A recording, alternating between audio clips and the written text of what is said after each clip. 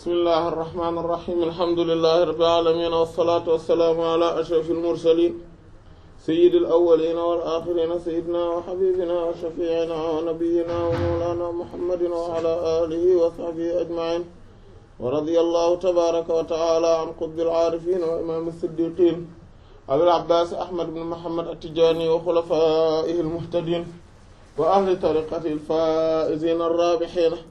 خاصة صاحب الكتاب سيدي وقرة عيني صلاح الدين وجميع المحبين أما بعد ginnaaw bi ñu sant yàlla jul ci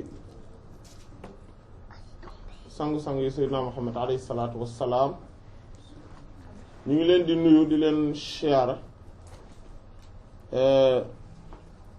di ñaan suñu borom subhaanahu wa taala maanaam di leen baalu àq tamit di ñaan borom bi subhaanahu wa taala boo lañu jéggal ci barke rasulullah alayhi salaatu wassalaam bi nga xam ne moom lañu kon yemoon ci jotaay bi weesu mooy ne li nga xamante ne moom mooy indi nitu yàlla yi seen xam-xam yi maanaam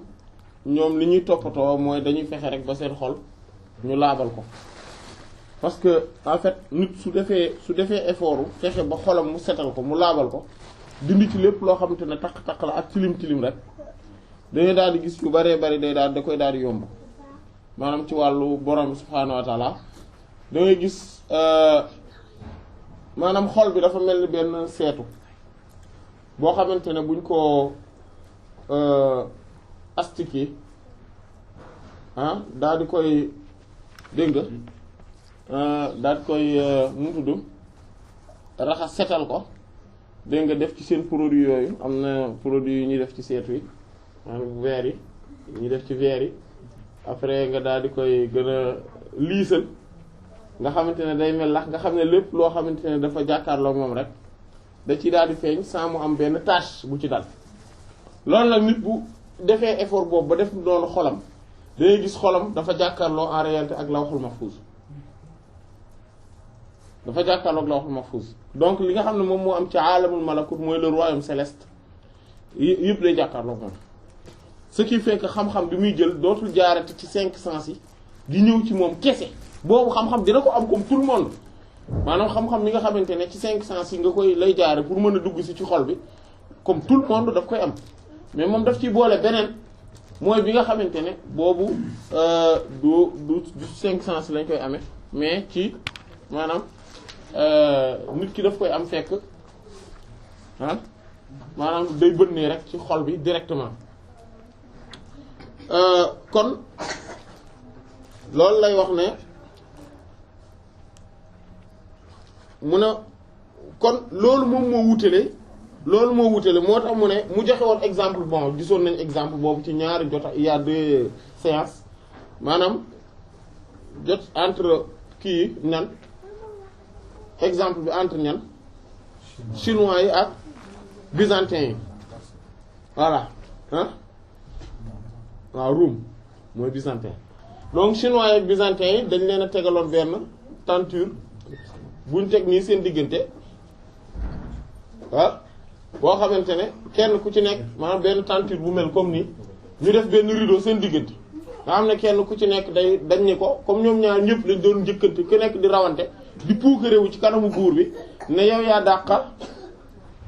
dàq dessiner yaa dàq def ay gravure ay dessin ay voilà imagerie et cetera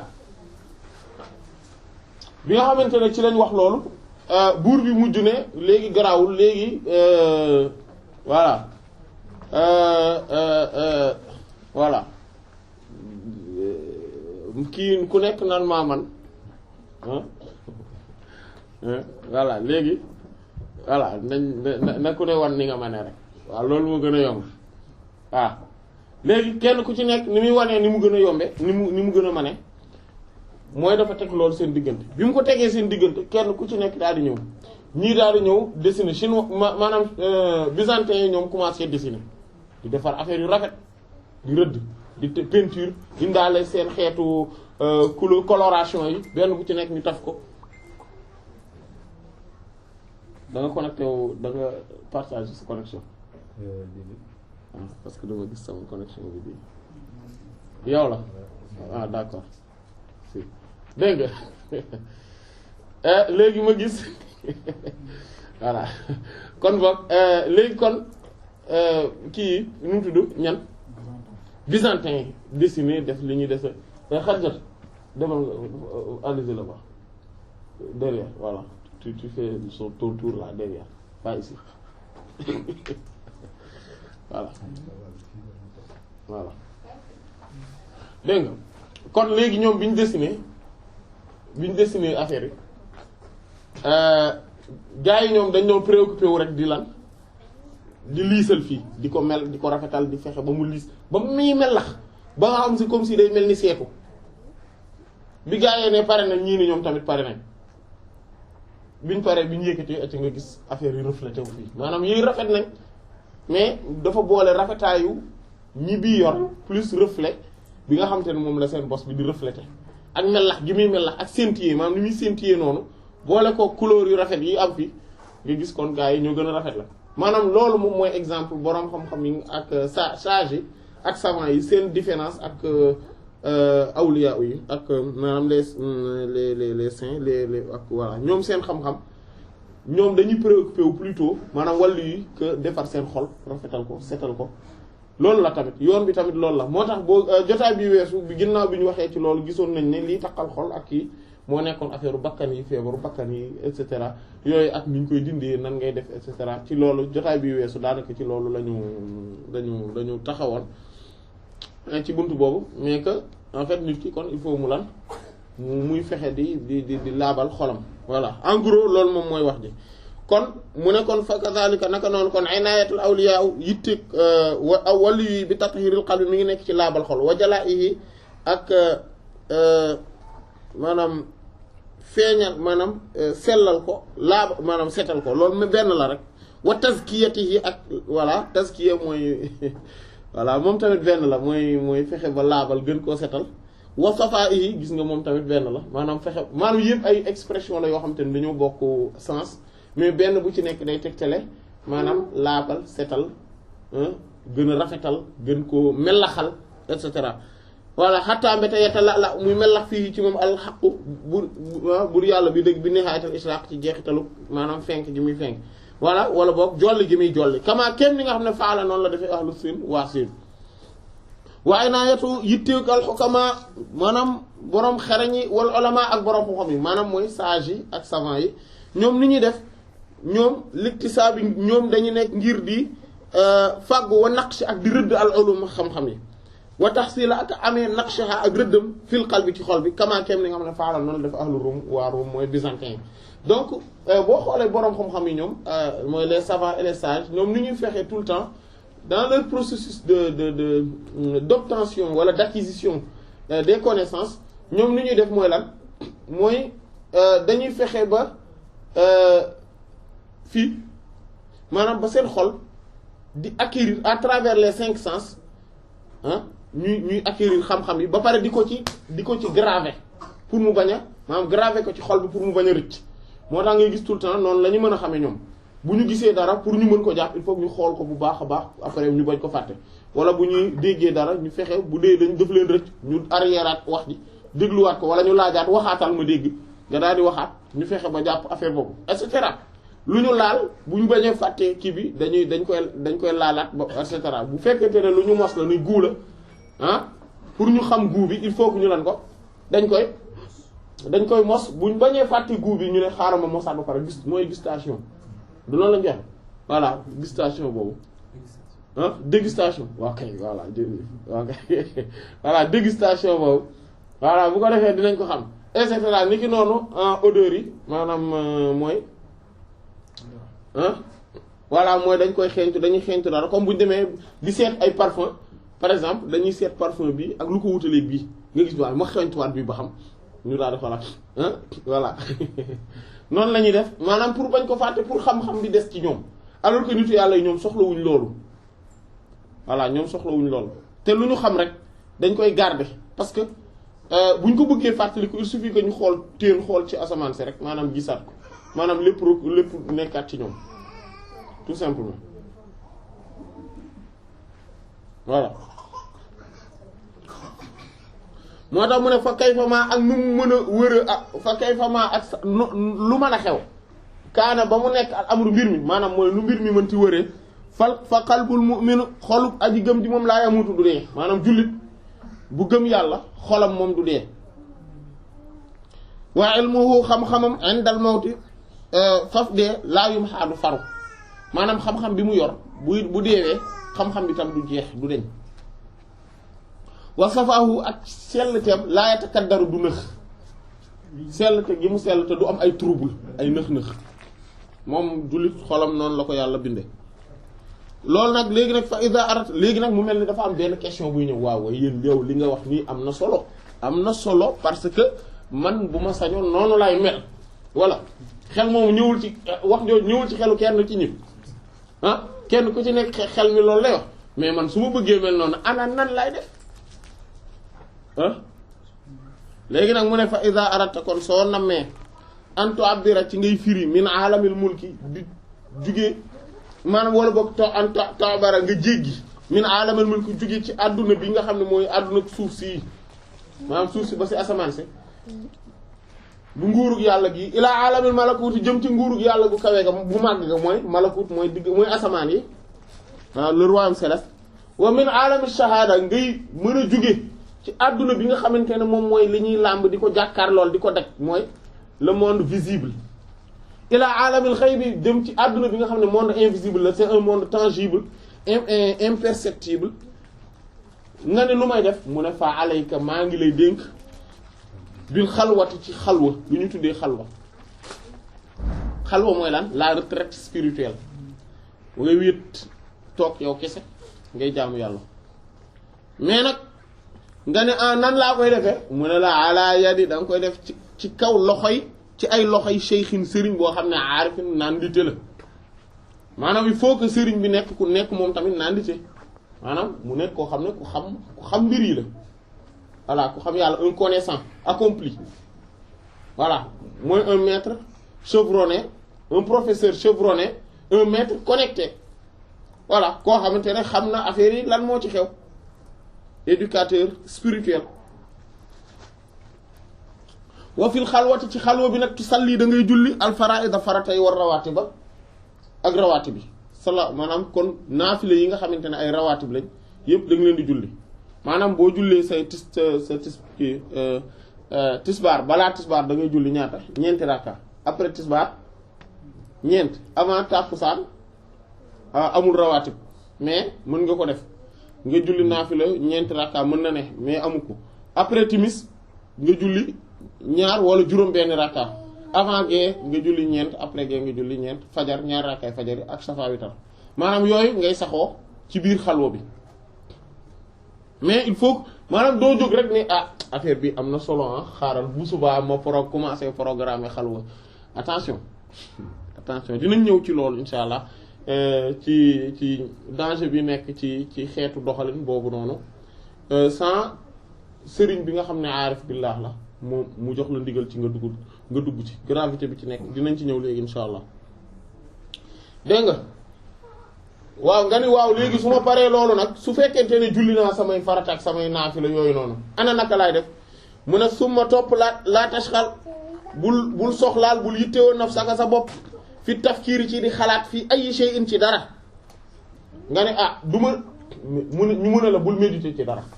c'est-à-dire que durant bi ngay nekk ci xalwa boobu bul nekk di xalaat ci dara nga ne kon xëy na kon damay duggaale ak sama téere xam-xam yi maanaam damay duggaale ak sama ñoom tafsir yeeg ñoom sala xadiis yeeg gaa yooyu mu ne la walla du caaget bi dirasati ilmin ci di jàng xam-xam doo fi nekk tamit di préoccupé wuti di jàng xam-xam nga ne mais kon nu may def kon xanaa kon alquran rek laay jàng mu ne walla qiraata quran du caageen jàng alquran bu fa jàng alquran tamit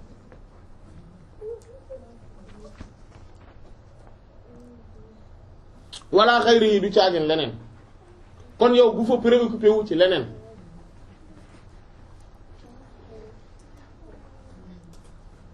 bal li fi nekk nga ni kon nu may def mu ne bal li fi nekk taj moo da ngay dajale himmataka say yitte yëpp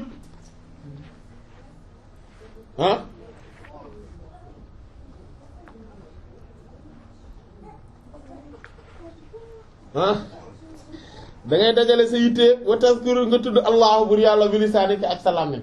ngay tudd yàlla ak sa làmmiñ kon yow dan ngay toog allah allah allah allah allah allah allah allah allah allah allah allah allah allah jeex na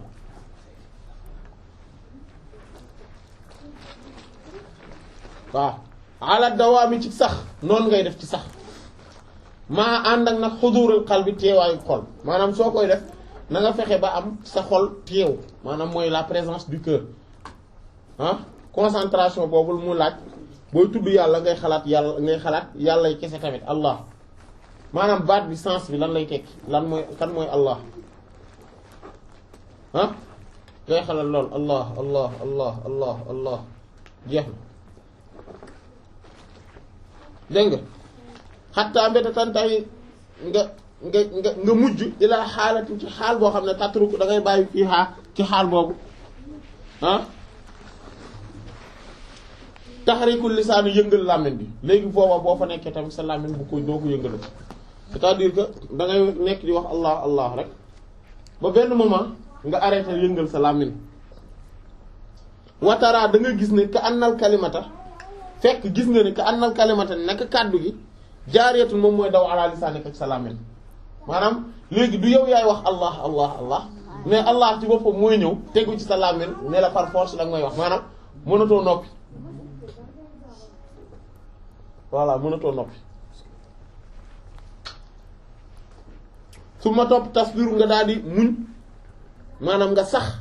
xattaa mbéta yum xaa mu faru asaroha ak jeexitalam àlan anel lisaani ci làmmiñ bi dégg nga léegi nag boo demee ba mu nekk xaal boobu yow bul tuddati moom day dawal boppam ci sa làmmiñ mais di nga dem ba jékki-jékki jeexital bi dootul amati ci làmmiñ bi effet bi dootul amati ci làmmiñ bi waaye kon bu boobaa wayazkuruha dana ko tudd alqalbu xol bi ghayri lisaani ci lu amul làmmiñ léegi sa xol rek muy wax allah allah allah allah allah allah allah allah sa xol rek mooy wax allah allah voilà wa yabqa bu ko defee mu daal des maanaal kalimat maanaay kàddu gi mujradan moom kese xaadaran di aji teew fii qalbika ci sa xol laaziman di aji taqoog la woo ak sa xol ñeel ko moom sa xol laa yu faariqu du tàqalikoo moom maanaam du tàqalikoo sa xol wa bi zalika ci loola tasiru ci ngay mujjee mutaarridan di aji mutaarridan di aji taawu di aji waaw taawu li na fa xaati ñeel ëf ak ay xéewalu rahmatullah yërmandeeg yàlla voilà dégg nga voilà waaye nda idin foofeet bu boobaa tunqalu da nga toxoo def na la toxal mi maqaami ci maqaamay ak zikri zikar bu njëkk ba le temps que nga daan wax allah allah allah allah yaa ngi zikar mais boobu maqaamu zikri nga nekkoon maanaam station bi nga nekkoon mooy di zikar léegi da nga fay toxoo nag ilaa maqaami ci maqaamu zikru zikri maanaam sikaruk sikar si maanaam bu boobaa léegi du yow yaay sikar mais sikar bi moo lay sikar maanaam léegi sikar bi mooy sikar waa kay léegi nag wa fii ca bu boobaa yakunu dana nekk az-zakiru aji tudd yi aynul mazkur yi di jëmmi ka ñuy tudd kan la ñuy tudd yàlla léegi nag kii tudd moo ki ñuy tudd benn la parce que kan mooy parce que Allah mooy léegi moom moo commencé di wax boppam di tudd boppam à travers yow jeex na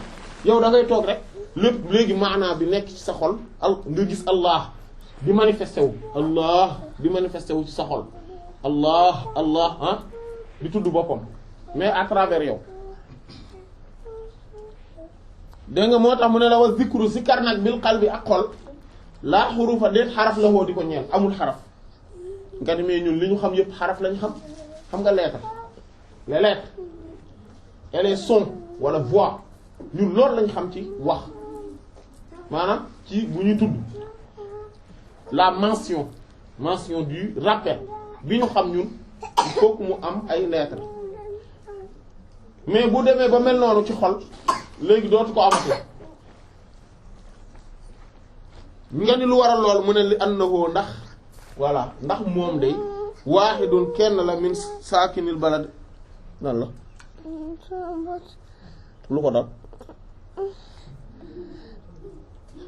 al toogal bi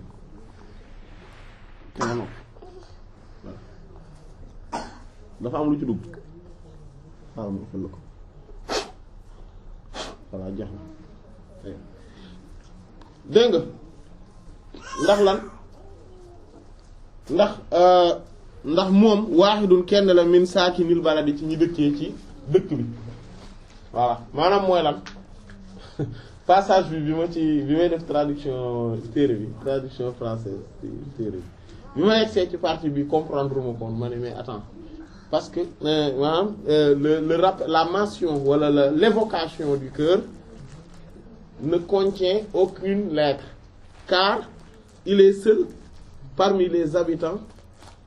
du territoire mais loolu mooy lan il est seul parmi les habitants du territoire xaw ma lan lay teg maanaam loolu mooy littéraire bi léegi ma laaj ko sëriñ bi c'est-à-dire ni ko mais lii vraiment comprendre ma ko parce que xool sens bi lan la war doon mu ne ma en fait li muy tekki mooy en fait booy zikkar ak sa xol da ngay dem ba benn moment boo xamante ne xol bi comme yàlla moom rek moo en fait yàlla noonu la mel en fait yàlla du nangu maanaam bu xoolee sa xol gis ci keneen wala leneen du nangoo dugg ci xol boobu yàlla moom day bëgg buy ñëw di dugg ci xol bi maanaam mooy territoire bi donc xol bi moom kese mu dëkk ci moom yàlla loolu lay nanguwul leneen moom nanguwul bokkaale voilà donc sens bi loolu la voilà ce qui fait que comme que yàlla moom rek nag moo fay ne ci sa xol après ce qui veut dire que dootu amati xaraf c'est-à-dire que yow da ngay nekk sa xol nii en fait ndekete sa xol léegi yàlla rek la fees jeex na amul leneen loolu la nag ko loolu lay wax nii fa xiina izin bu boobaa nag boo tollee foofa tan faw ka dana la jariñ qiraatul qur'an jàng alquran léegi nag soo paree mën nga nag jël di jàng alquran watara da nga gis annahu nakan moom alquran mu jaddidu aji baamu la al inzal wàcce bi muy wàcc alal qulubi ci ala qulubi taalina ci xolu ñi nga xam ne ñoom ñoo koy jàng loxoo ñeel ko daa iman ba faaw abadan maanaam daa iman ci lu sax abadan ba faaw voilà c'est-à-dire que moment boobu moment bi ngay toog commencer di jàng maanaam sa xol bi fees dell ak yàlla da ngay gis alxuraan bi day wàcc day mel comme si day wàccaat boo koy jàng c'est-à-dire que doo ko jàng comme avant ni nga xamante ne noonu nga ko daan jàngee di gis lettres yi di ci maanaam di jàng maanaam mu mel ni même texte bi ngay jàng même su fekkee di nga ci am ay compréhension yu bees mais même texte bi ngay jàng bii pas du mel noonu bii pas day mel comme si dafay wàccaat à nouveau ci sa xol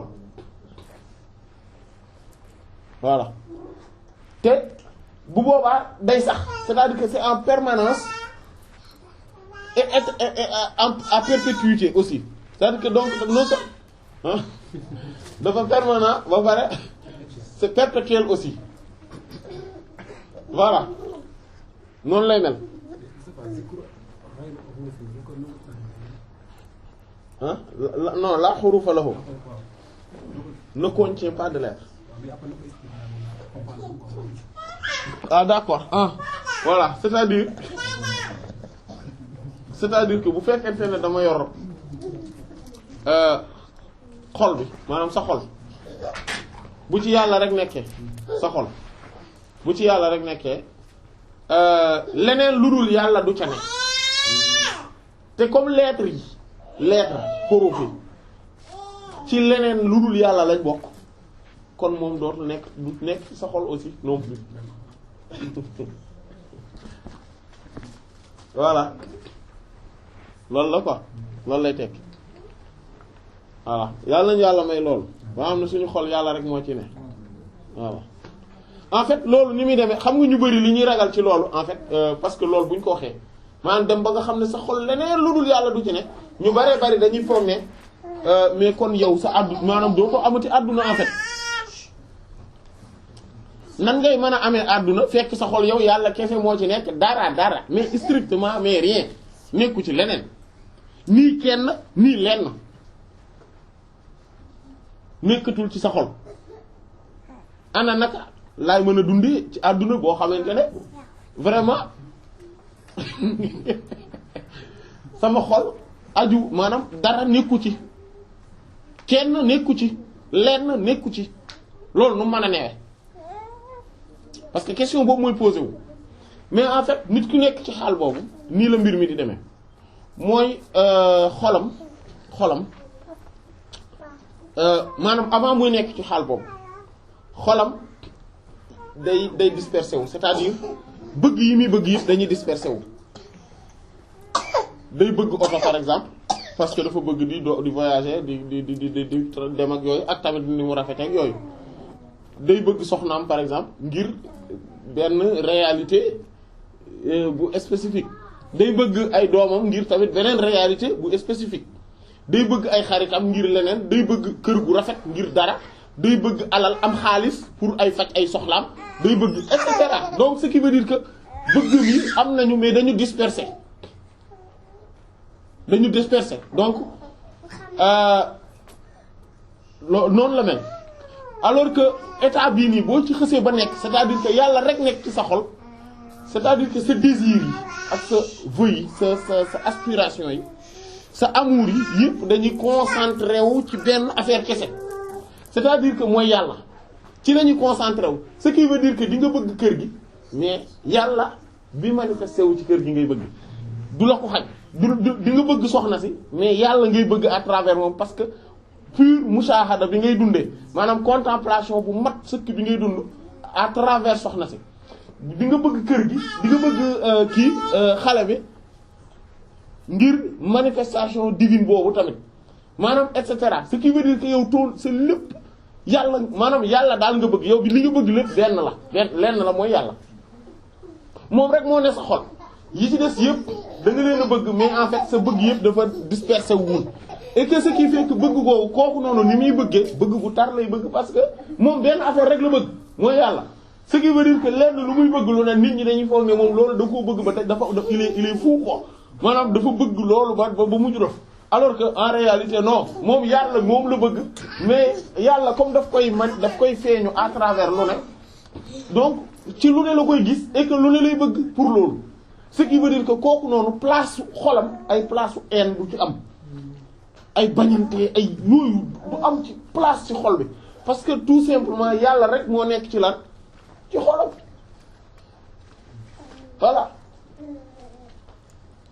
voilà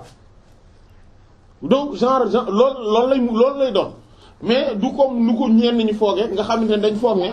boo xësee ba bëgg yàlla kese yow doo mënatoo bëgg leneen en fait déedéet maanaam li muy tekki mooy yow maanaam déedéet c'est-à-dire bëggoo dara non du loolu da ngay bëgg lépp en même temps ndax lépp lan la dañ fee taxawaayu kat seen borom voilà subhaanahu wa ta'ala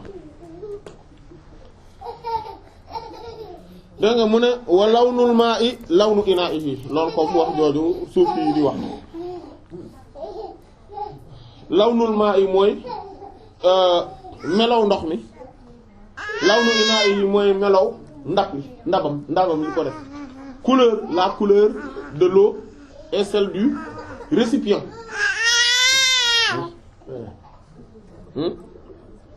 dégg nga mooy fa xas loolu lu muy tekki la couleur de l'eau est celle du récipient mooy lan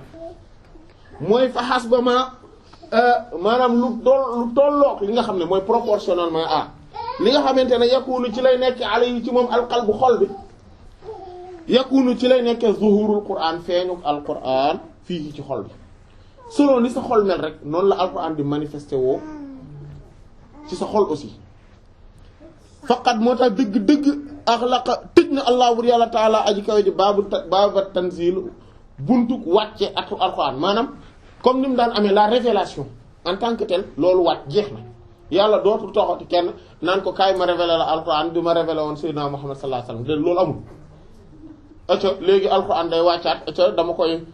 toog nañ daal nit ñi daal sàggana nañ alquran xaaral ma wàccaat alquran ci yow bu ko defee nga dundaat ko nga jàngalaat ko nit ñi déedéet loolu amul alquran bii ñu wàcc ci sayyidina Muhammad sallallahu alayhi wasallam doy na sëkk pour ñëpp tout le monde kenn du fi juddoo indaale ab kaamilam taxaw naan gaa yi voilà voilà déedéet loolu amul loolu du am ku fi juddu alxuraan bii ñëpp jàng moom boo juddoo moom ngay jàng ni ñëpp voilà tout simplement loolu moom c'est une réalité nit ki noonu charia dañ ko tëj tamit buntu charia c'est-à-dire que li yàlla xasoon ba bëgg ne lii dama ko farataal wala lii dagan na loolu naka jekk dootul changer abadan c'est-à-dire que kenn du fi ñëw daan ni waaw man nag nitu yàlla laa bu bees bu ñëw ci jamono bu feeñ ci jamono boo xam ne alquran ba wala la alquran ne woon lii day farata la léegi nag yàlla wax na ma ne naa leen yëgal ne dootul farata loolu amul loolu mënta ne waaw julli yi nga xamante ne moom dañ ni woon comme timis moom ñetti rakka la alquran léegi nag nee nañu maanaam yàlla wax na ma lu bees nee na naa leen yëgal ne en tant que ku mu yebal mais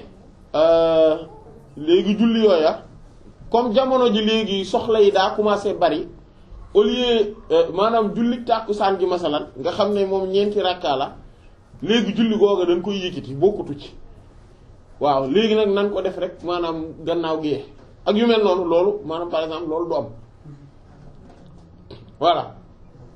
wala lii nga xamante ne daganoon na léegi commencé na xaram wala lii xaram dagan na loolu mënatu la am donc ab yeneen maanaam ce qui veut dire que buntu boobu yàlla da ko tëj complètement yonent bi sallallahu alayhi wasallam la mu doon jàngale du ñëwaat par exemple feeñu benn wàllu yu naan ko jàngal naa la ah man de la ma jàngaloon gaa yi mooy nangam farata la waa léegi yow moom léegi ñëwaat naa pour jàngal la ne la non loolu du farata maanaam c'est-à-dire que képp ku ne yonent bi sallallahu alayhi wasallam nee na ma maanaam da ko feeñu wala yu mel noonu bu ko waxee lu wuuteeg li mu fi bàyyi woon dañuy xam ne waxul dëgg c'est-à-dire que parce que loolu manta ne buntu boobu moom yàlla du ko tëj complètement ubbi lu ko kenn voilà loolu moom moo tax Sidi Ahmed Tidiane radiyallahu anhu biñ ne ko ndax li ñuy wax an-nassu saxiix ak al-kashfu sarix wala boog an-nassu sarix boog voilà ak ma al-kashfu saxiix voilà nas maanaam mooy texte bu leer nañ bu nekkee nii est-ce que mën na wuute ak kashfu maanaam dévoilement boo xam te ne wér na mu ne loolu man ne parce que ñoom ñaar ñëpp ci yàlla lañ jóge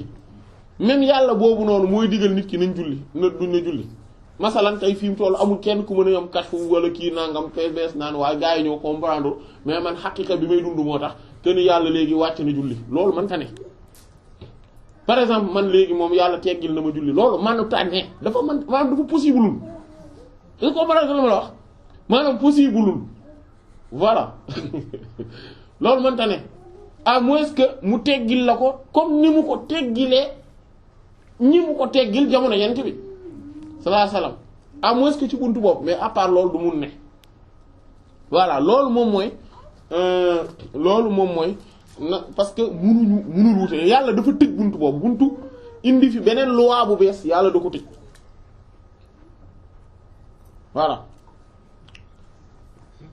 voilà kon moo mu ne kon faqat dëgg-dëgg axlaqa tëj na allah bur yàlla taala aji kaw ji baaba tanzil buntu wàcce waat biir ahkaami ci ay atte almashuraat yi ñu tëral atte yooyu yàlla tëraloon jeex na wamaa axlaqa waaye nag tëjul baabu buntu tanazzul di wàccaat bu bees bil ilmi ci xam-xam ala qulubil awliya yi ci xol wàllu yi yàlla di wàcc ay xam-xam yu bees ci xol wàllu yi loolu bunt yàlla tëjul buntu boobu xataa mbete yakunu ñu nekk ala basiratin ci gis-gis bu leer gis-gisu xol bu leer clairvoyance yàlla tëjul buntu boobu moo tax ngay gis nit koo xamante ne mën na xam lu bees loo xamante ne keneen xam ko même dans la vie de tous les jours day am par exemple gis nga kii ordinateur yi wala MP3 yi ñuy déglu affaire ah mais boo delloo il y a 20 ans 30 ans MP3 yi ni mais existé wul woon xamuñu ko woon mais que gars yi gis nañ ko léegi et que il y a beaucoup d'autres choses yoo xamante ne ay réalité la yoo xamante ne ñi ngi ci alquran da ngay gis ñu njëkk ñi da ngay gis souvent duñ koy faral di maanaam dañ koy firi de manière approximative voilà dinañ ko firi boo xam ci anam goo xamante ne du wuuteeg dëgg gi mais que c'est approximatif mais avec les moindres détails da ngay gis au fur et à mesure c'est-à-dire que jamono ji nit ñi dañ koy xam c'est-à-dire que parfois nga gis loo xamante ne ay yenn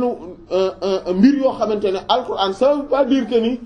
ñi njëkk ñi xamuñu woon dara wala boog seen xam-xam daa tuuti woon moo tax xamuñu ko woon déedéet mais c'est que yàlla ñamu dogaloon ne ñoom ñooy am dégg-dégg bii compréhension bu leer bii ci aaya bii ñooñu juddooguñu loolu moo taxoon ñu njëkk ñi xamuñu ko woon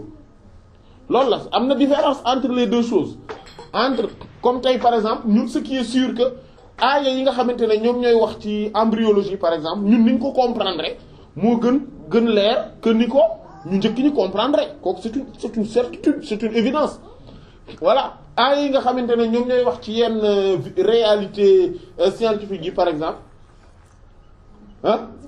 ñun niñ koy comprendre rek moo gën a leer que ñu njëkk ñi niñ ko comprendre voilà ñu njëkk ñi am nañ ay yenn xam-xam yu leen yàlla wanoon ci alxuraan yoo xamante ne ñun bëri na ci ñun ñu ko amul maanaam en tout cas la masse amuñu ko et que am na ci ñun tamit ñoo xamante ne am na lu leen di yàlla naka jekk di leen wan ci alxuraan ay réalité ay dëgg ay gis-gis yu leer di leen dévoiler ay yenn réalités yi di leen ubbil yenn bunt yi ñuy xam loo xam ne ci alxuraan voilà jànguñu ko fenn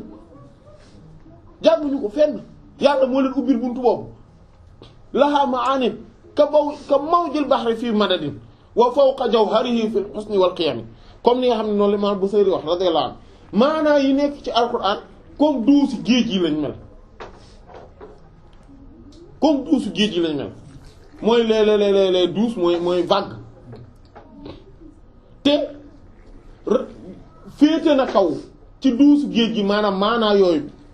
ci féete nañu kaw ci kër duusu géej ci géej ci rafetaay maanaam ci pierres précieuses yi nekk ci géej les perles rares yi nekk ci géej alxuraan maanaa yi nekk moo ko féete kaw ci rafetaay ak taxaw ak jub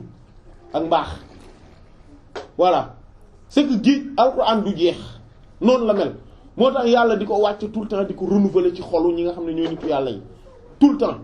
loo sellal looy gën di sellal sa xol sooy jàng alxuraan selon sa niveau selon ni sa xol selle sooy jàng alxuraan yàlla dana la ci jàngal xam-xam boo xam te ne mosoo ko woon xam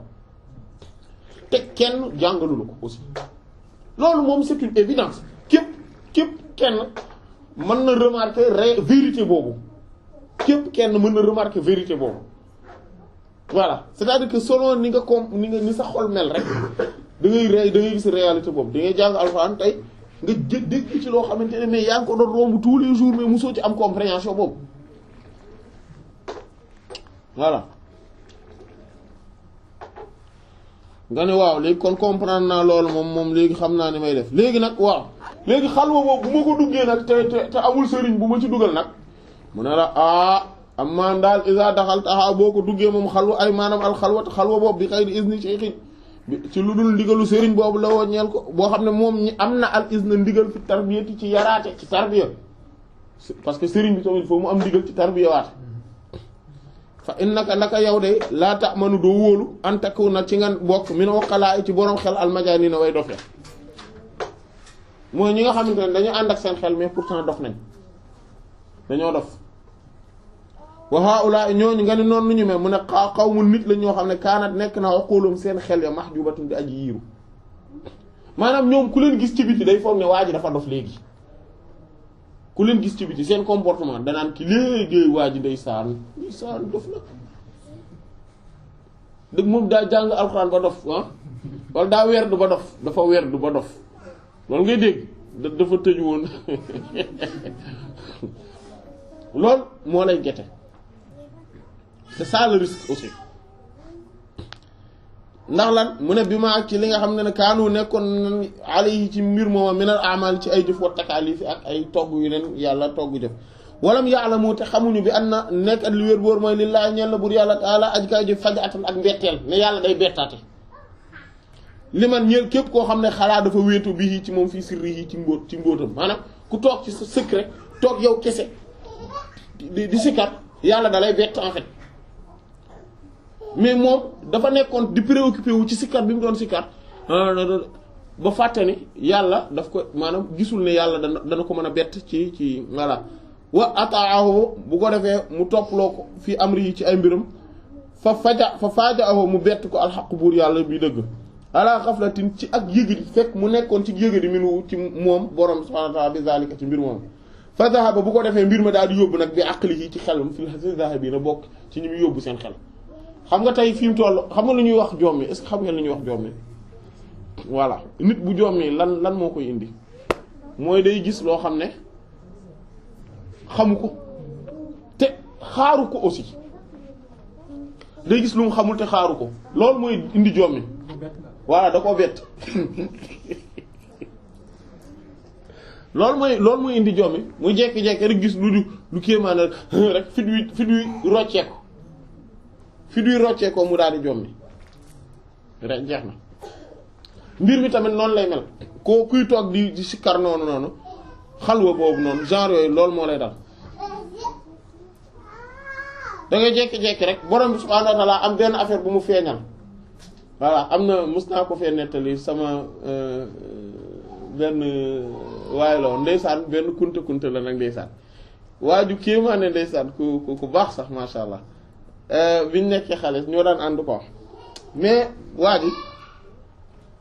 dafa déggoon ñu ne comme par exemple yaa jabbaaru boo ko sikkaree 10 000 fois dina am lu lay feeñu quoi daal di bind ci kii bi ci tableau ni am lu mu la jàngal waa ji nag daal di jël kurusam toog guddi nekk ci néeg bi fay lampe bi toog di sikkar yaa jabbaaru mais nee na daal man daal daanaka ci genn wàll gi laa xaw a toll rek mu jékki-jékki rek am aw kaña daal di ñëw rek dugg sa biir kii quoi sabadoor bi rek nee na mu yëkkati sabadoor bi sànni ko rek taal lampe bi xool daal di tëdd ma ni ko mais lu tax nga xanaa daa kaña gi xanaa lu la feeñ mu ne déedéet kaña gi ci kër gi la dëkk mais man dama xam ne comme que munumaas lii moo ma tiital bu ma lañ ma diggoon waxe ñëwee moom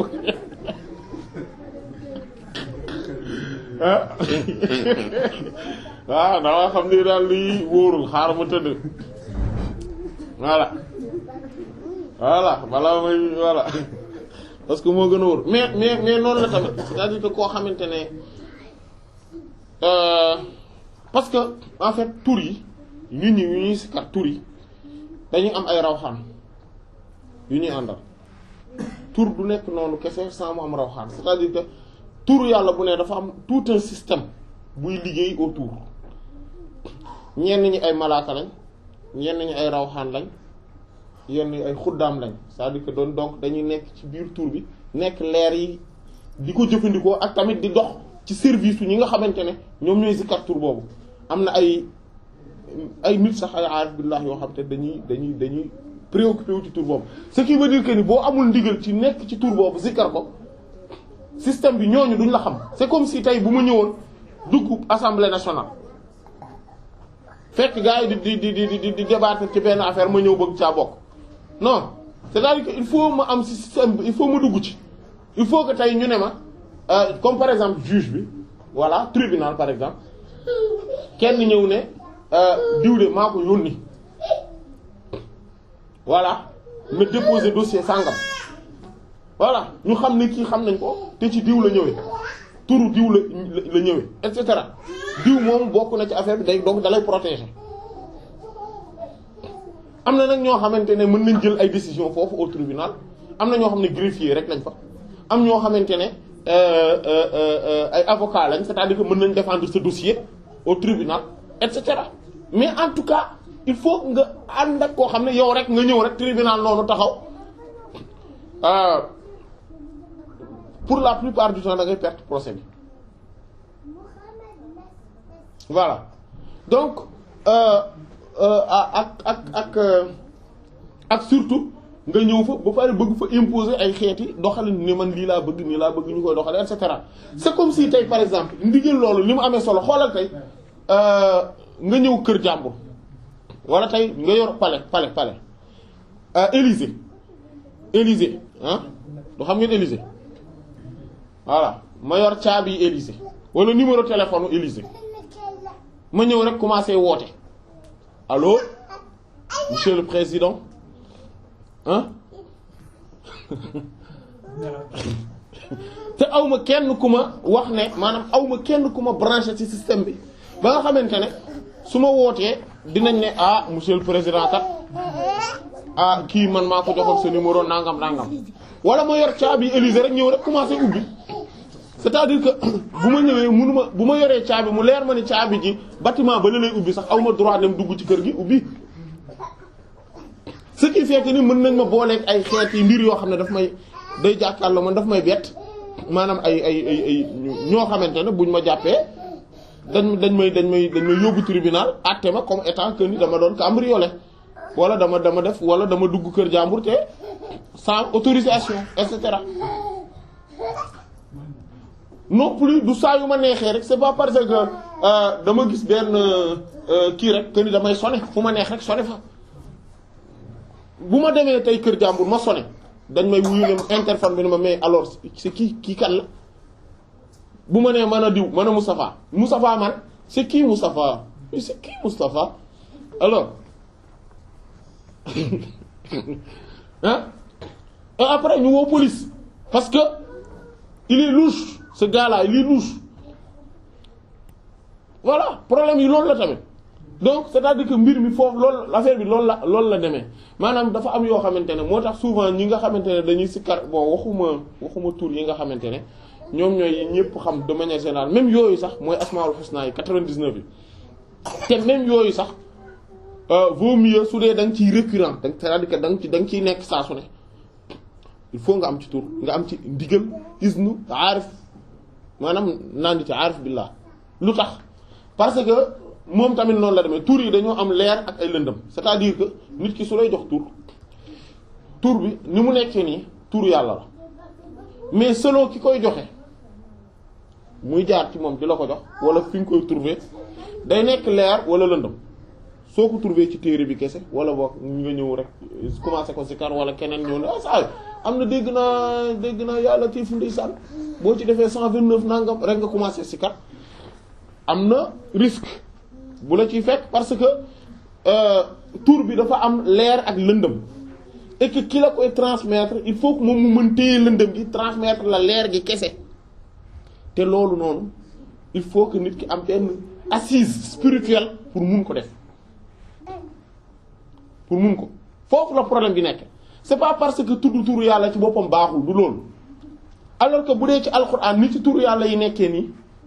ci alquran yooyu dañoo am isnun am ndigal bu mat sëkk boo xam te ne dafa jot dafa matale ñépp ci ndigalu yéen maanaam yàlla ci boppam mu jaaree ko ci yonent bi sallallahu alayhi wasallam mu defal ko xeetam yépp loolu nag bokkul ak bi nga xam te ne loolu tax yonent bi sallallahu alayhi wasallam doo leen ko gis muy jàngale par exemple ci xadis yi doo leen dem ci benn xadis gis fa ku naan gis fa ñu naan par exemple boo weddee yaa latif 129 fois da ngay am nangam non ay boo weddee yaa azizu nangam yoon da ngay loolu amu ci loolu moom moo tax mu laaj ndigal bu spécial donc yooyu ay mbir la yoo xam ne dañoo laaj autorisation spéciale de la part de la connaissant voilà ou d'un maître connecté wala chevronné loolu la ay mbir la yoo xamante ne yooyu yu mat a bàyyi xel la parce que lu tax parce que xuddaam yi maanaam ñi nga xamante ne ñoom ñooy liggéey autour de tour boobu ñi nga xam ne ñoom ñoo nekk ci li liggéey autour de tour boobu mën nañu manifester wu ci yow parce que da ngay tudd tour bi jot na est-ce que waaw kon ñu am foofu insha allah julli ba pare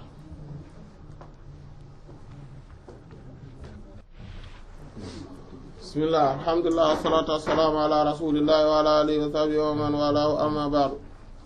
waaw kon ñu ngi yemoon ci maanaam booy sikar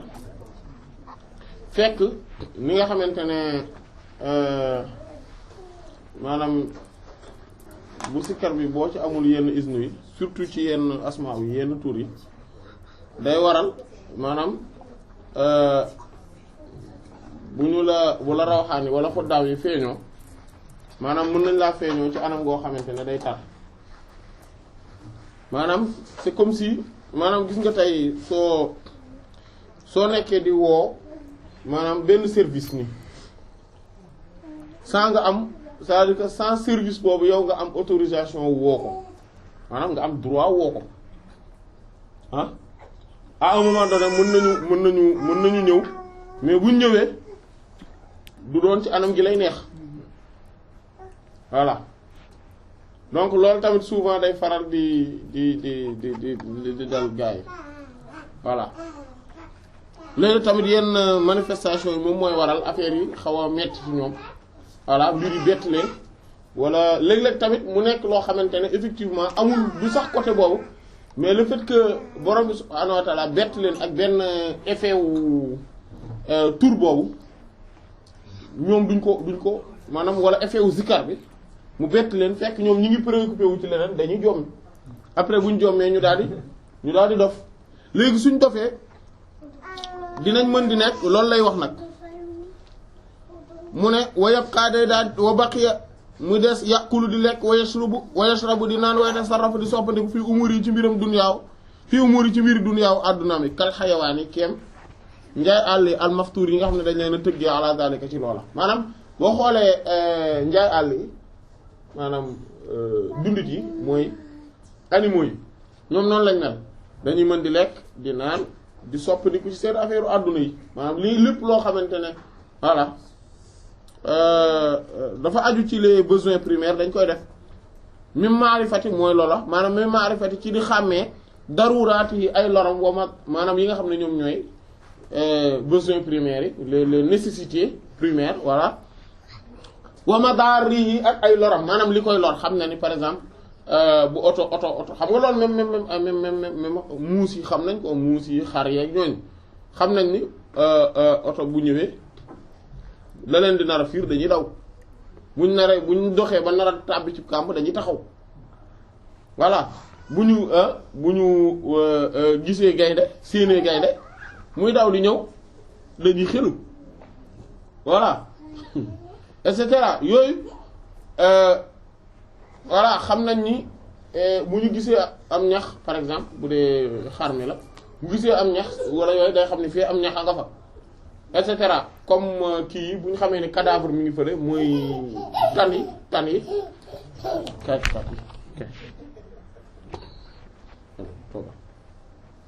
waaw léegi bu gisee aw tan day bu tan bi comme par exemple bu gisee benn cadavre médd dañuy daal di xam ne fii médd la ñu daal dem jëfandikoo ko et cetera donc loolu yooyu ñoom dañ koy xam donc yooyu dañ koy xam donc du loolu mooy nekk seen mooy nit de manière générale nit ñi ñoom ñëpp xam nañu loolu kon ñoom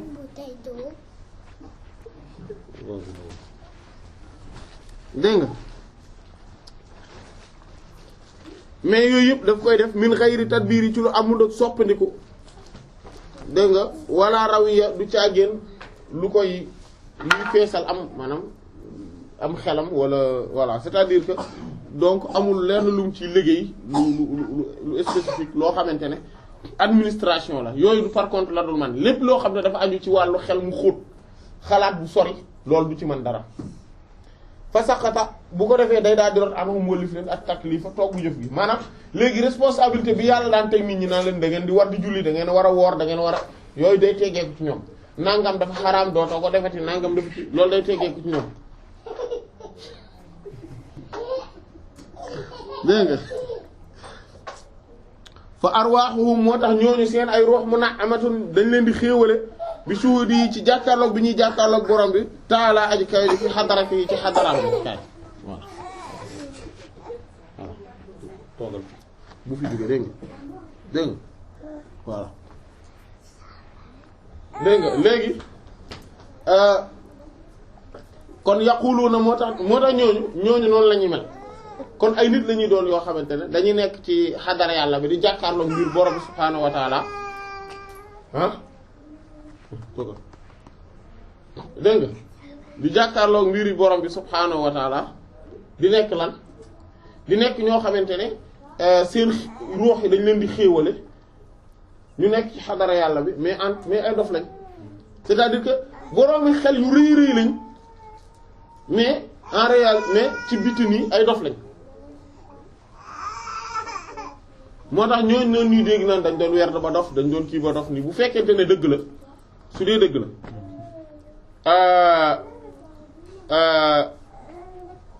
genre boobu la ñuy nekk yaquluna dañuy wax bil hikmati ci wax yu xereñe min ghayri qasdin te duñ ci jub te duñ saa ñu maanaam lu dul na ñu jublu ko ci maanaam léeg-léeg nga gis ñuy wax ay wax yoo xamante ne wax yi day ànd ak sagesse yu mag mais du sans mu nekk seen objectif sans mu nekk seen but genre nit yooyu moo tax boo déggee ñu naan diw kii ni moo tax dof bi wàlliyu la xeet boobu la mooy wàlliyu boo xamante ne en réalité mais nag dof boo xamante ne wàlliyu la en fait loolu moom moo leen différencier parce que li tax moom mooy xelam moo yëkkatiku wàlliyu la boo xam ne xel mi dafa yëkkatiku parce que dafa am benn fatxu maanaam benn ouverture spirituelle bu waral munutul maanaam xel mi yanuwu ko loolu mooy waral dof gi am na nag ñoo xamante ne parce que dof moo tax dof yi ñaari façon rek lañ ñaari façon yi comme ni ko Cheikh Abdou Aziz Dabakh radiyallahu anhu ñaari façon dof ñoo gis dof bu njëkk bi mooy ki nga xamante ne leeru yàlla maanaam benn ouverture spirituelle illumination moo ko arrivé mu gis wala mu xam loo xamante ne affaire mi xel mi àttanu ko xel mi yëkkati ko kooku benn la mooy comme genre yi nii ñooñu dañuy dof nii mais c'est ñooñu dinañ ci ñëwaat léegi mais dof boobu voilà loolu benn cas de figure la mais mu am beneen cas de figure mooy ñi nga xamante ne bàkkaar yi ñoo bari ci ñoom seen xel nëx seen xel yëkkati ko mooy comme ku tux bon ba départ wala et cetera yàlla nañu yàlla sàmm yàlla nañu yàlla sàmm yàlla nañu yàlla sàmm dégg nga toogal dégg nga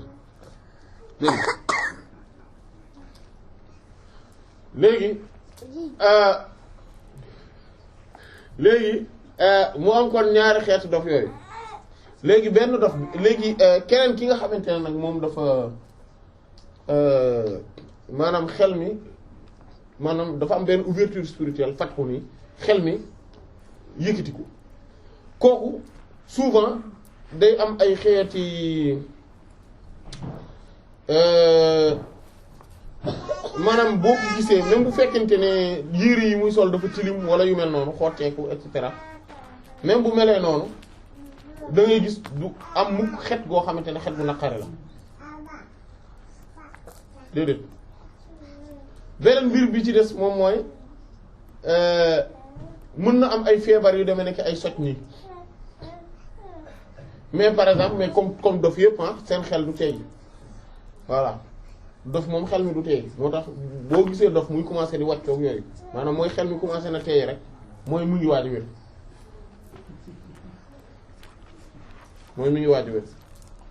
beneen bi ci des moom mooy dof yooyu masalan bu ñu gaanuwaayee nga dem xool ko da ngay gis ne du fuur gaanuwaay yi du fuur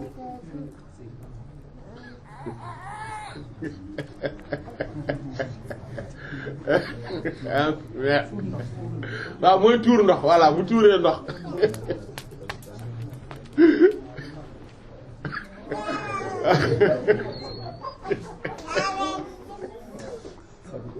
voilà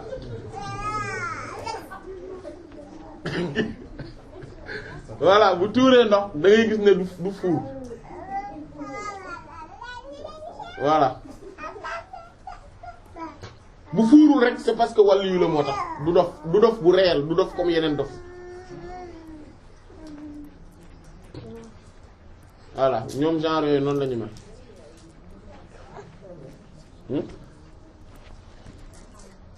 voilà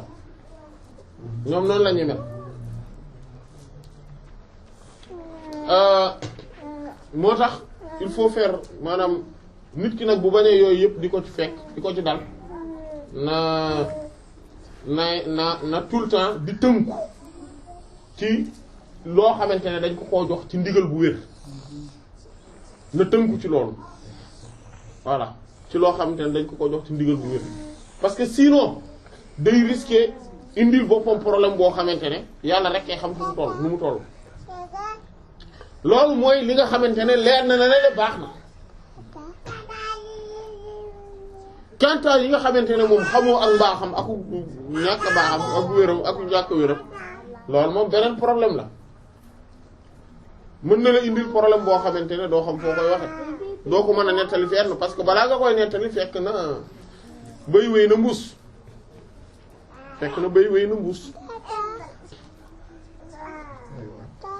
voilà yal nañu yàlla sàmm mu ne wa rasulullah xoolal ndawal yàlla li sallallahu alayhi wasallam mooy yenente bi lamma bi nga xam ne faja awoo bett na ko almalik kan malaaka bi yenente bi sallallahu alayhi wasallam bi mu nekkee xaaru Hiraa yenente bi sallallahu alayhi wasallam bi mu nekkee xaaru Hiraa di lan nga bëgg loo bëgg toog fi waaw tooga yonent bi sallallahu alayhi wasallam bi mu nekkee xaaru Hira di jaamu boromam subhaanahu wa taala dafa am jékki-jékki benn jour comme ni ko ñëpp xamee histoire bi malaaka bi ñëw Jibril alayhi salaam ñëw feeñu ko bett ko te pourtant subhaanallah gént na ko pendant 6 mois kon kooku en fait bettu ko sax dëgg-dëgg bett waaye ba mu ko bettee xaala dani zammiluuni sàng leen ma maanaam comme histoire bi niñ ko xamee dem mu jàpp ne moom fi mu toll léegi voilà jommi na et cetera voilà gis na lu musul gis xamatul kii nangam et cetera di commencer ragal boppam tiit am tiitaange bu doy waar ba sayyidat Khadija radiyallahu anha moo ko dalal sayyidat Khadija moo ko dalal moo dalal voilà sallallahu alayhi wasallam ak histoire boobu comme ni ko ñëpp xame voilà jarul guddal ci nettali mais feebar boobu mais kii boobu maanaam événement boobu mu ne kon xoolal fa kayfa xoolal malaaka bi moo ko bett mu mel noonu fa kayfa ana naka iza faja'ahu su doon da koo bett almalik yàlla bii borom bi bu doon yàlla ci boppam moo ko bettee lool nag kaana nekkoon na rasulullah ndawal yàlla sallallahu alayhi wasallam iza faja'ahu su ko bettee al wahyu bi uxiza dañ daan jàpp an hissihi ci mboolem cërëm yi voilà wasajja mu mujj maanaam nekk koo xamante ne dafay lox tàng war xan maanaam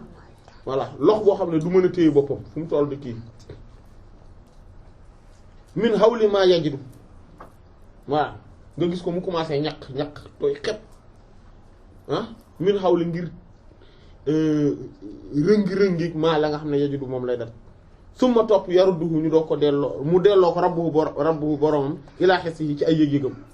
kay bu ko defee yu ballixa gis nga lu tax yent bi sallallahu alayhi wasallam bu ko affaire bi bettee moom malgré situation boobu muy nekk après yàlla da koy delloowaat yëg-yëgam sansam yépp mu mën a def mooy pour mu mën a jotale kay yu ballixa bu ko defee mu jotale anhu wëlif borom maanaam mu jotalil borom bi subhaanahu wa ta'ala mu ne amma Muusa ndaal yent yàlla Muusa moom alayhi salaatu wassalaam alayhi salaam yàlla mucc sax dàq nekk ci moom fa lamma faja'ahu ba mu ko bettee rabbuhu boromam xarra dafa rot saayaxat xëm maaseek mokk maaseek suuf si tout simplement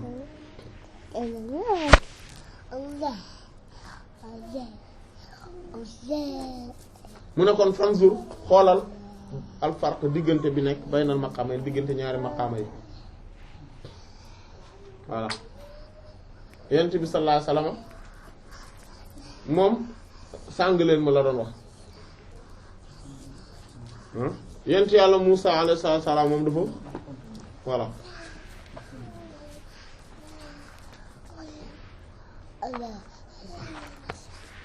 moo tax mu léegi nag muy wax ci beneen mbir bu am solo mu ne wa asxaabul qulubi boroom xol yi nga xamante ne dañoo allati yi nga xam ne mala aha feesal na ko allah bur yàlla taala aji kaw ji bi nuuri yi ci leeram bi boroom xol yi nga xamante ne yàlla dafa feesal seen xol ci leeram laa yu assiru du am jeexital fiihim ci ñoom ak seytaane du am effet ci ñoom wala yuxrijuhum du leen génn an ubudiyatihim ci seenu nekk gi ñuy nekk ak jaam xoolal xii la wax nañ li iblis ñeel iblis kayfa ànd nag xaalu ko mooy sa xaal ma cheikh ak sëriñ boobu ñuy wax Abu Madiana mooy Abu Madiana mooy alxaws sëriñu al imam Muhyiddin ibn Arabi radiyallahu anhu toogal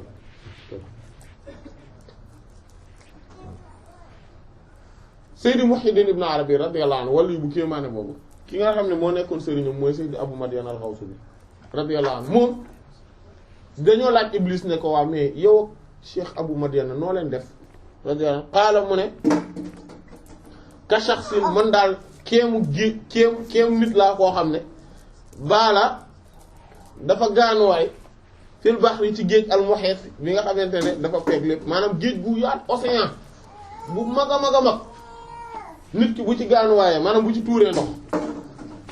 ban effet la ciy def amul benn effet voilà ñooñu noonu lañ mel ñi nga xam ne yàlla parce que lan parce que moom xolam yàlla da ko feesal ak leeram leeru yàlla bu feesee xol bi comme géej googu lay mel océan bi nga xamante ne amul sax rivage en fait voilà tey fi mu tollu océan Atlantique bi bu benn waay ñëwoon bëgg ko tilimal daal fay tuur ndox saay du ci am benn effet noonu la Iblis bu ñëwee ci xeetu wàllu yooyu noonu lay mel ak ñoom du am benn effet ci seen xol dina ñëw def li muy def yëpp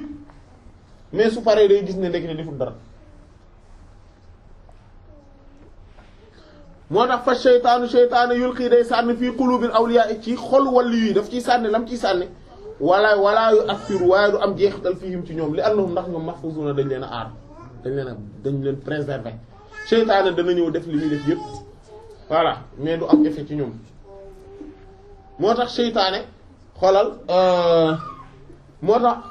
yént yàlla kan yuusufa alayhi salaatu wassalaam ni nga xamante ne noonu la waxee wax ji ni mu subtile mu ne min ba'di an nazagha ash-shaytaanu bayni wa bayna ikhwati noonu la waxe wa ja'akum min al-badwi min ba'di an nazagha ash-shaytaanu bayni wa bayna ikhwati maanaam ni nga xamante ne noonu la seytaane ñëwee maanaam seytaane am na maanaam cuq gu mu cuq sama diggante gi yéen maanaam jéem ñoo jaxase mais loolu seytaane dañ def na ko mais amul effet voilà seytaane def na ko mais amul effet parce que après moom déjà ñoom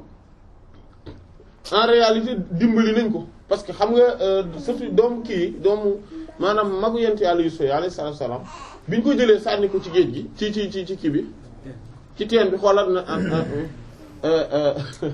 même tuddul sax ndeysaan bi ñu ma sànnee ci teen bi dañ ne bi ma yàlla génnee ci teen bi loolu la wax bi ma yàlla génnee ci teen bi waxul bi ngeen ma sànnee ci teen bi parce que aussi xam nga tamit loolu la tamit maanaam di fàttali nit ki ay jëfam yu mu defoon ah voilà mais voilà non waxul ci teen bi sax ci kaso la wax ndax rajal waaw mina sijni voilà tuddul teen bi kaso la tudd kaso yàlla ba ma génnee ci kaso bi après yéen ngeen ñëw ginnaaw bi nga xam ne seytaane def na maanaam jéem nañoo jax def na ak xeetu toq suñu diggante ak def suñu diggante kon bu ñu xoolee seytaane kon amul effet ci nitu yàlla yi amul effet ci ñoom surtout doomam yi maanaam doomu yent yàlla Yaqub alayhi salaam jël nañu yent yàlla Yuusuf sànni ko ci teen bi mais sànni googu ñu sànni ko ci teen bi en fait loolu moo ko jàppale parce que su génnul woon kër baayam comme ni ñu koy waxe ba sori dem ci sori ba dund li mu dund doonul woon nekk buuru Misra en réalité ñoom loolu seytaane doon defe ne dafay yàq en fait amul effet ci ñoom ñaar yëpp d'ailleurs parce que ñoom wëlbatiku nañ reconnaître ni yow yaa ñu ëpp voilà kat man na laahu alay na naka la ko sax ça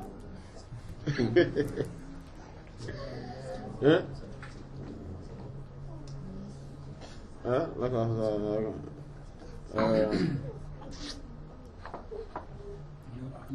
qad atharaka Allahu alayna voilà qad atharaka Allahu alayna voilà yàlla jox na la ngëneel priorité ci suñu kaw voilà ñu daal di wax seen bàyyi mu jéggalu leen et cetera et cetera et cetera ak yeneen nit ñi ci aju voilà te ñoom ñooy al asbat ñooy sët yi alxuraan bi tudd ñoom ñooy yenent yooyu alayhimu salaatu wassalaam kon ñoom seytaane du am effet ci ñoom en fait xii la wax nañ li abi Madyana mooy alxaws bi ñu doon dute radiyallahu anhu fii tamassuhi ci raay gi ko bi mu koy raay annaas nit ñi bii ci moom maanaam moom nit ñi dañ ko doon ñëw ndeysaan di ko raay di ko siyaar ama tajidu ndax xanaa doo dak fii nafsika ci sa bakkan min zalika ci mbir mooma asaran ab jeexital maanaam bu ñëwee di la siyaar si est-ce que doo yëg benn xeetu rëy benn xeetu voilà fa qaala mu ne hal ndax yajidu dana daj alxajaru xeeru al aswad bu ñuul wa fii nafsi ci boppam asaran ak jeexital mooy xajarul aswad mooy xeer bu ñuul boobu ñuy fóon ci kaaba gi booy seet voilà est-ce que bu ko nit ñi fóon noonu dana am ci moom jeexital yuxrijuhu bu koy génne an hajriyati ci nekk gi mu nekk xeer de toute façon nit ñi di ko fóon bu tax mukk xajarul aswad jékki-jékki yëg boppam ba dootul nekk ci xeer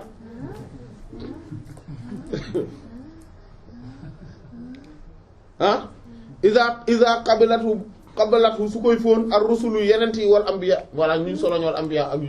ñu yónni ñu wal anbiya ak ñun solo ñoo yenent yàlla sa bu ñu koy fóon xii la ñu ne ko laa déedéet xaala mu ne ana man zalikal xajar maay boobu la xeer nit ñi buñ ñëwee di ma raay di kii fóon sama loxo kii màggal ma waaw ndeysaan sëriñ bu baax kii na amul benn effet ci man ça n'a aucun voilà aucun effet du tere ki ma doon ko rek mooy xam naa ki ma doon mooy jaamu yàlla la te njaamu googu ma ne du ma ci mën a du ma ci génn jaamu yàlla la amul effet ci man voilà loolu